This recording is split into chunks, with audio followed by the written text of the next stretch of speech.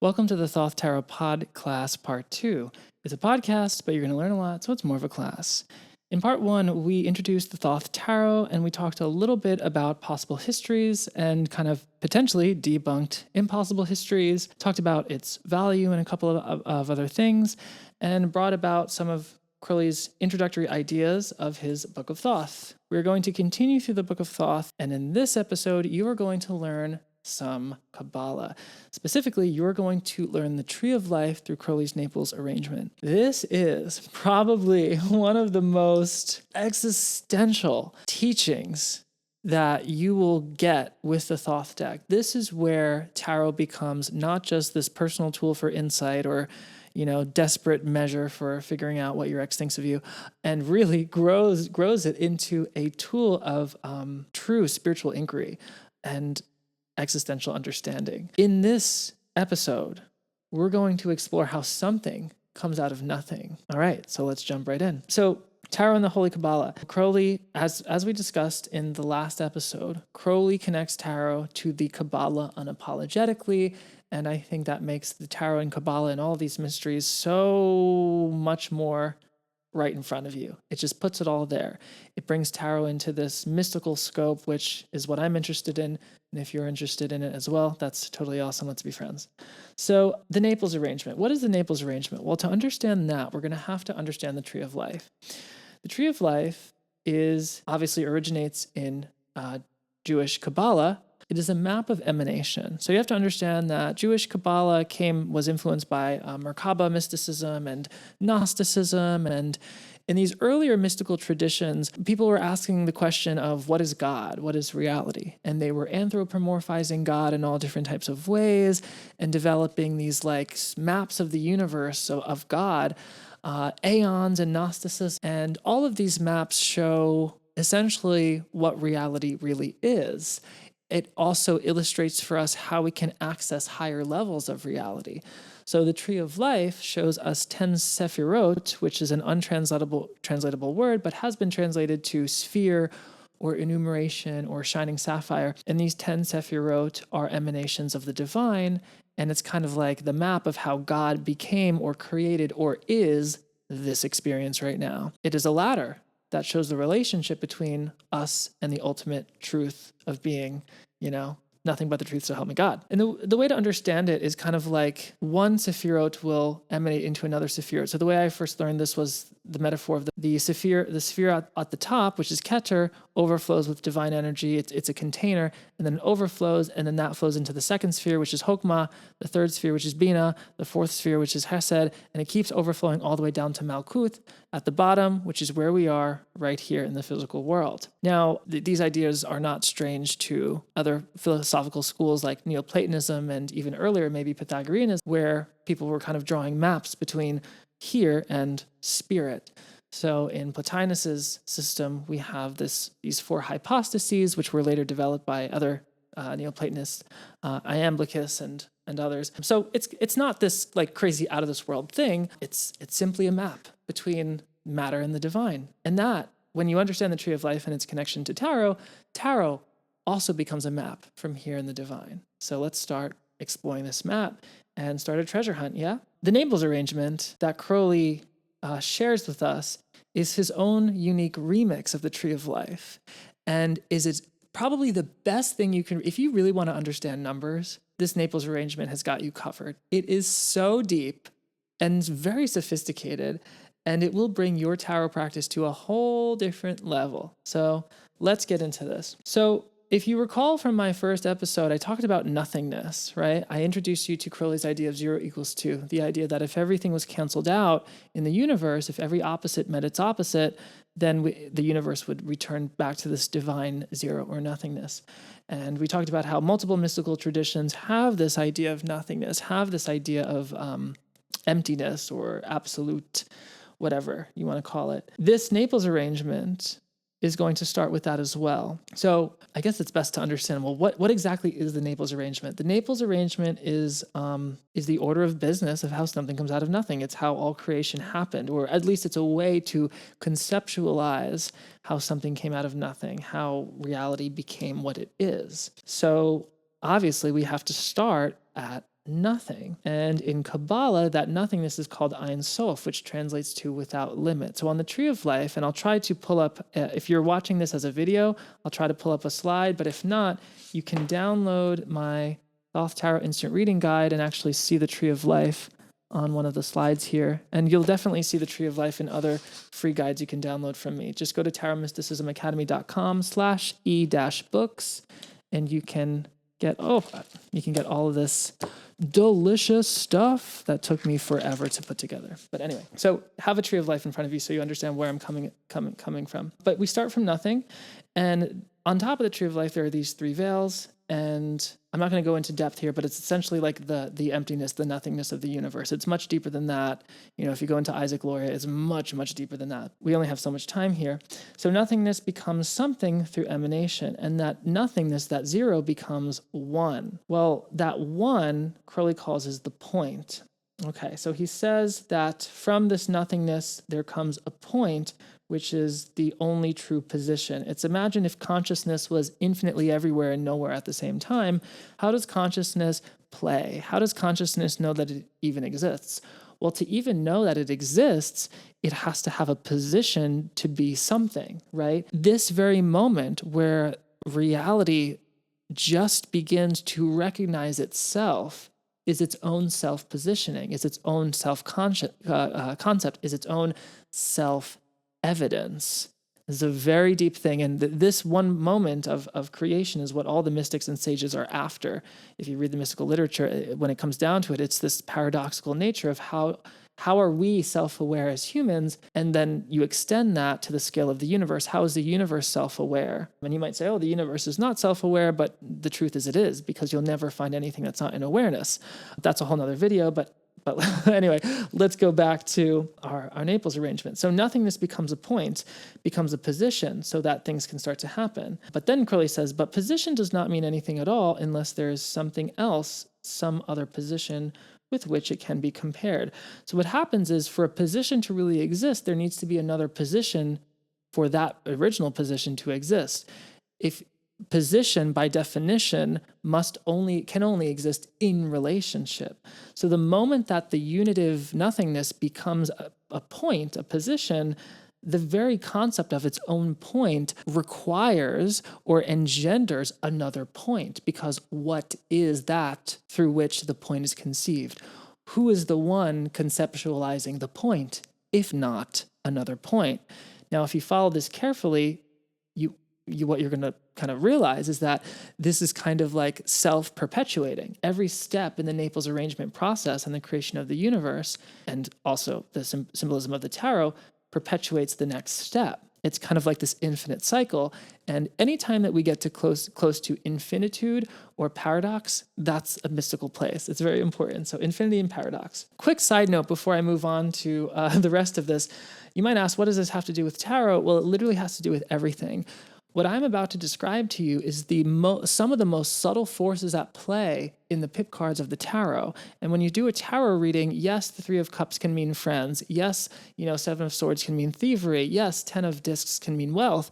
But why? When you go really deep into these abstract patterns, you'll see how the very building blocks of the universe are manifesting themselves in actual detailed divinatory messages. And by the way, that's called the great work. When you can bridge your divinatory messages and your life experience to universal patterns, that's bridging the below with the above. And that's what I want to do here. So if you want to do that too, then follow along. So we have a position which creates the second point by its own existence. When you define a first point, that point must exist through the relationship of another. So when we have 2 points, what do you have? You have a line. So now we have a line, but who's observing the line? Now, this is really important. If you were actually if you only existed in this one-dimensional line, you would not know it's a line because it would only really be a point. If you were in the line looking forward, you wouldn't see a line. You would just see infinitely forward, or maybe just a point, right? But if you were outside of the line, then you could actually see the line going in two directions. You could actually see that dimension from the outer 2D, right? So for that line to exist, it self-perpetuates a third point. You see where we're going here? I don't know if self-perpetuation is the right word, but it continues itself. It's self-continuing, self-engendering, whatever you want to say. And that is kind of the thing that people sometimes miss about the Naples arrangement and the Kabbalah, is when we recognize that this creative process is all that is, there's no fear. When we recognize that we are part of this self-perpetuating, self-continuing existence, there's truly nothing we can lose because it just continues. And then you overcome the fear of death. But that's for another video, I guess. All right, so let's continue. We got 2 points and now we got 3 points. Why do we have 3? We have a surface. Why do we have a surface? Because who's conceptualizing the line? So we have now 3 points, we have a surface, and this is number 3. Okay, so now we have a plane, we have the triangle. And if you are familiar with the Tree of Life, this would equate to the first 3 Sephirot, which are known as the supernal triad, which is Keter, Chokmah, and Binah. Let's see if I can pull up real quick. I'll try to pull up from this guide. So just to show you from this guide right here, we have Keter, Chokmah, and Binah. This is the point, this is the line, this is the plane, and these are the 3 supernals. The next thing that's going to happen is the cube, motion, self-concept, and then we're going to get into some Vedantic ideas, and then our material existence down here.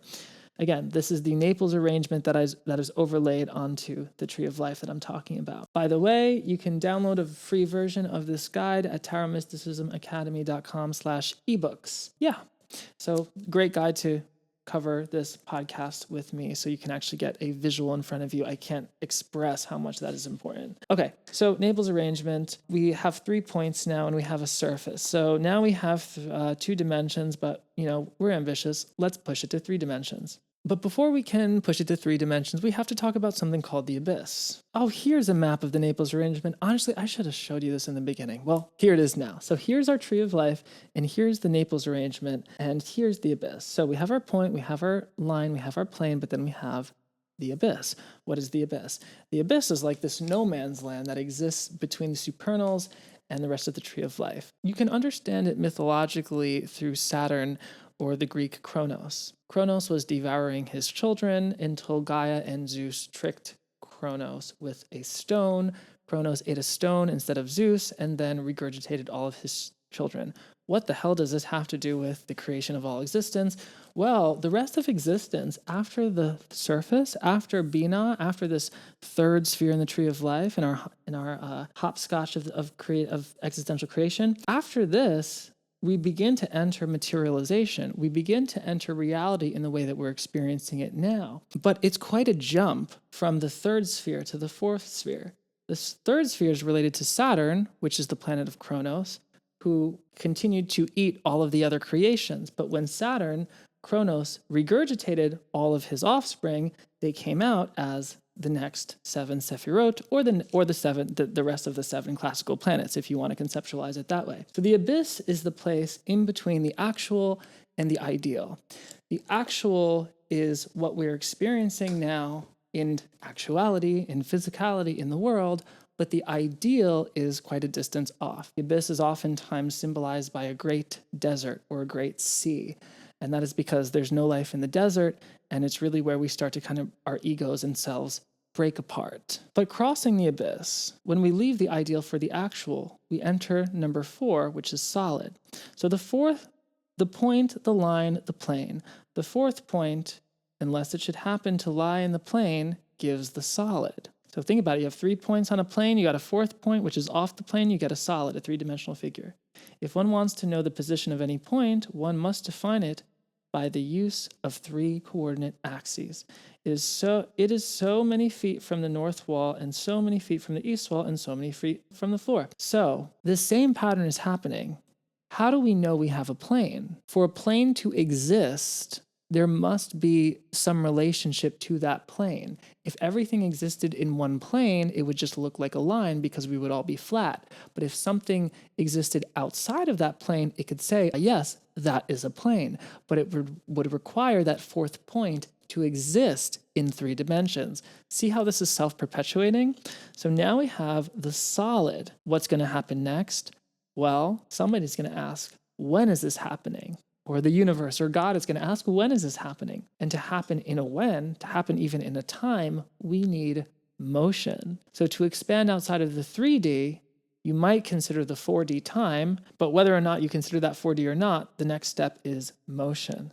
So without motion, no change is possible. Nothing can actually happen. It's just solid, static existence. But when we have motion, things can change. What's going to happen eventually is the universe will be able to localize itself. And that is what is creating your awareness right now, listening to me. We'll get there in a moment. So let's talk about time. So in this fifth sphere of this ontological infinite creative act, this tree of life, this Naples arrangement, fifth sphere is called Qabalah, and Crowley calls this motion. So motion is applied to the solid that was made, and now we can have time. This is a big one. So he says, this implies the idea of time, for only through motion and in time can any event happen. Without this change in sequence, nothing can be the object of sense. All right. And then he does some gematria here. He says, it is to be noticed that this number 5 is the number of the letter He in the Hebrew alphabet. This is the letter traditionally consecrated to the Great Mother. It is the womb in which the Great Father, who is represented by the letter Yod, which is pictorially the representation of an ultimate point, moves and begets active existence. So Yod, He, Vav, He is a tetragrammaton. Yod is a sacred masculine. He is a sacred feminine. Their son is Vav, and their daughter is He final. So the primal He is the feminine aspect of things, which has the womb, which brings consciousness into time. Before we're born, there's no time. There's just existence. In the same way as when you go into deep sleep, time seems like it doesn't exist. It seems like it just disappears, and all of a sudden you either gain the sense of time in a dream again, or you wake up into waking reality and there's time. In deep sleep, there's no time in the same way as before and after life, there's no time. It is the womb that brings us into the world of time through the Hebrew letter He. But that's another video. I want to talk about one last step in the Naples arrangement before we close out for today, because this is one of the coolest moments. This is the step that links your experience right now with this whole very abstract creative process. One of the things that happens a lot in mysticism and this type of work is there's a lot of concepts, but there's no connection to our actual experience. Well, I'm actually going to connect it for you right now. The sixth step in Crowley's Naples arrangement is self-consciousness. So I'm actually going to read it for you, and then we'll talk about it. So he says, there is now possible a concrete idea of the point, and at last, it is a point which can be self-conscious because it can have a past, present, and future. It is able to define itself in terms of the previous ideas. Here is the number 6, the center of the system, self-conscious, capable of experience. Okay, this is a big one. So now that we have motion, we have time. We have the experience of time. Because we have the experience of time, we can conceptualize our own selves. Why? Because there is a contrast between the actual motion and change that is constantly happening and our idea of ourselves. We conceptualize ourselves as an unchanging entity amidst the change of past, present, and future. That contrast is the ego itself, and it is the subject of so much mystical literature, from Hinduism to Buddhism to yoga to all types of things. Time and ego and illusion have always been very linked in all this stuff, and this is why. Because of the seeming contrast between the truth of change and the experience of an internal maintenance called I. And that is how you can know that you exist as a localization of consciousness right now, listening to my words. As my words pass by your awareness from the past to the present to the future, you feel like there is one aspect of you that is being maintained, but the truth is there is not. And that goes into a whole nother video. Oh, what does this have to do with tarot, by the way? Well, if you haven't noticed, I'm describing the numbers, the pip cards of the tarot. The point is the ace, the line are the 2s, the plane are the 3s, the solid is the 4s, the motion is the 5s, and the self-concept is the 6s. And in the next episode, we will finish the Naples arrangement, and then you'll have a whole existential level of ideas to play with in the tarot. But if you really want to deep dive into this work, this is not something you can learn over a YouTube video or read in a book. You really need a teacher, and you need time and discipline. If that's you, you're going to want to check out my master curriculum, where I would mentor you in over a year in a bunch of different courses on this knowledge, and you can use it to totally transform your world. All right, I'll see you in the next wormhole. Much love.